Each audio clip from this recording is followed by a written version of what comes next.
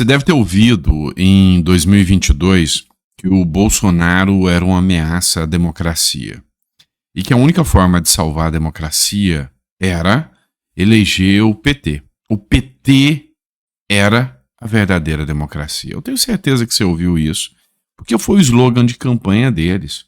O que não faltou de artista fazendo L em cadeia nacional e falando que Lula é amor, Lula é mais sagrado que talvez até Jesus Cristo. Só faltou falarem isso, se é que não falaram. Pois é, passou um ano e pouco, a realidade caiu, todo mundo viu que essa história de democracia não era bem como era contada. Olha só esse editorial da Hora Brasília aqui. Fala sobre a decisão do Cristiano Zanin e ataque e ameaça à democracia. Acho que a democracia nunca esteve tão ameaçada quanto agora. Isolar o Congresso e usar o STF como legislador é, de fato, a verdadeira ameaça à democracia. A decisão do ministro Cristiano Zanin, do Supremo Tribunal Federal, e a suspensão da desoneração de impostos sobre a folha de pagamento de 17 setores da economia ilustra um preocupante cenário político-jurídico no Brasil. Zanin, que foi advogado pessoal do presidente Luiz Inácio Lula da Silva, e agora, como ministro, atua em decisões que afetam diretamente a administração pública, aceitou um pedido do presidente Lula, encaminhado pela Advocacia Geral da União, para suspender uma lei aprovada pelo Congresso Nacional. Tal ação escancara o risco de se governar sem o apoio do Congresso e utilizar o STF como um substituto legislativo. Falou tudo. Então, o que aconteceu? O Lula entendeu que ele não tem base no Congresso e nem vai ter. O Lula entendeu que dessa vez não dá para fazer nem mensalão. Então ele não está conseguindo dialogar com os membros do Congresso como ele imaginava que ia conseguir. E aí o que ele faz? Usa o STF para fazer atribuições que não são dele. Como, por exemplo, legislar um projeto que foi aprovado no Congresso. Câmara e Senado. Lula vetou. É uma prerrogativa do Lula. Se o Lula não concorda, vete. O Congresso derrubou. É uma prerrogativa do Congresso. E aí, depois do processo de criação da lei perfeitamente pronto, o amigo do Lula, ex-advogado, atende a um pedido e anula tudo que o Congresso fez, meses, talvez anos, de pesquisa, de estudo, de preparação para uma lei se formar, onde envolve mais de 500 parlamentares, quase 600, entre deputados e senadores, e vem o STF, e com um único homem, que foi escolhido pelo Lula e não eleito pelo povo, fala que aquela lei não presta. Pois é, tem coisa errada nessa história. Até o Estadão fez sua crítica sobre a atuação do STF. Olha só, é louvável que ministros do STF discutam questões brasileiras, bem como menos evidente é a razão pela qual fizeram em Londres, num hotel caro, luxuoso e com tudo pago por uma empresa privada. Está faltando pudor. A lei da magistratura exige que juízes ajam com independência e tenham conduta irrepreensível na vida pública e particular.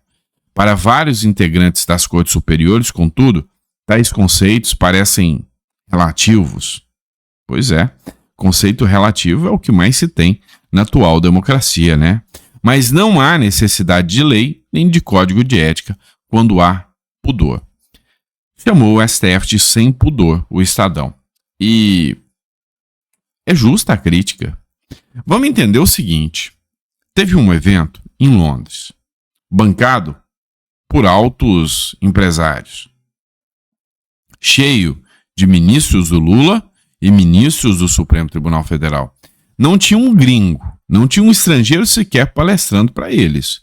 Só resolveram tirar todas essas autoridades do Brasil para fazer uma espécie de reunião ou discussão lá em Londres. Proibida a entrada da imprensa.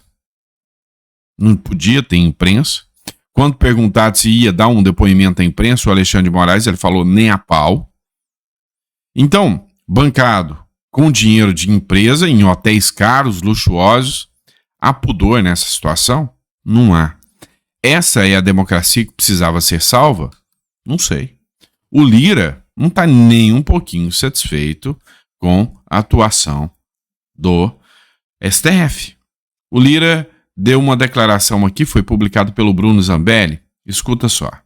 Sempre jurídica no Brasil, as discussões nunca findam, porque o Supremo Tribunal Federal recebe demandas todos os dias, de todos os setores, e nós temos um câncer no Brasil que se chama ação direta de inconstitucionalidade proposta por qualquer entidade, qualquer pessoa ou qualquer partido político no Brasil com um representante no Congresso Nacional. O que é que adianta um projeto com 400 votos no plenário da Câmara e um parlamentar entra com a ADI e um ministro dá uma liminar e nós vamos voltar a discutir isso? Então nós temos parlamentares que ter coragem de enfrentar esse tema e subir o sarrafo de quem pode propor ADI no país, para que menos temas sejam judicializados e mais temas sejam discutidos politicamente com quem eventualmente tem a procuração do povo para te representar naqueles 4 anos no Congresso Nacional. Se a Câmara presta, se o Senado presta, se não presta, a discussão, Zema, é outra. É quem elege, te dá a delegação, se sente representado ou não. E o reflexo disso é você ser colocado para fora, se você não honrou o teu discurso na defesa daquelas pautas que a gente precisa. Portanto, nessas questões que envolvem o discurso do Pedro, o discurso da Tereza, o discurso do Fávaro, o discurso do Caiado, o discurso do Gabriel, o discurso da nossa prefeita, onde tudo se engloba, a gente pode reduzir isso a um termo só. Nós somos um país diverso. Nós temos que ter o compromisso de respeitar a quem pensa diferente. E nós temos o dever de respeitar a nossa Constituição.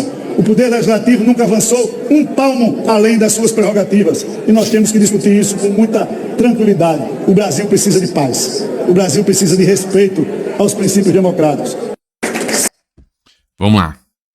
Aqui o Lira, na sua linguagem aqui, ele deixou claro algumas coisas.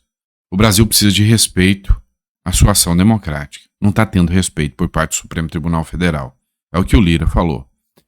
400 deputados, você goste ou não goste, votam a favor de um projeto. Foi uma votação recorde de 513, 400. Votaram sim.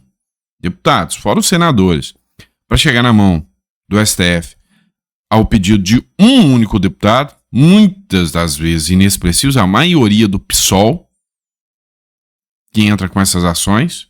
Nesse caso aqui, a última da desoneração da folha, foi o próprio governo que entrou, que perdeu no veto, e aí vem usar o STF como baliza legislativa. Tem razão, o Lira, acerta o Lira em cobrar e chamar a pressão aqui sobre o que está acontecendo. Pelo menos esse é o meu ponto de vista. Se você, coloca no comentário que eu quero saber, tá bom? Abraço, fiquem com Deus. A gente já sente o clima tenso aí entre o Legislativo, o Judiciário e o Executivo. Se antes reclamavam do Bolsonaro, pois é, agora vocês estão vendo que o problema nunca foi o Bolsonaro, né? Vocês conseguiram entender isso, né? Fechado, pessoal? Obrigado. Que Deus te dê uma mesa farta, repleta de bênçãos para você e para sua família. Até o próximo editorial.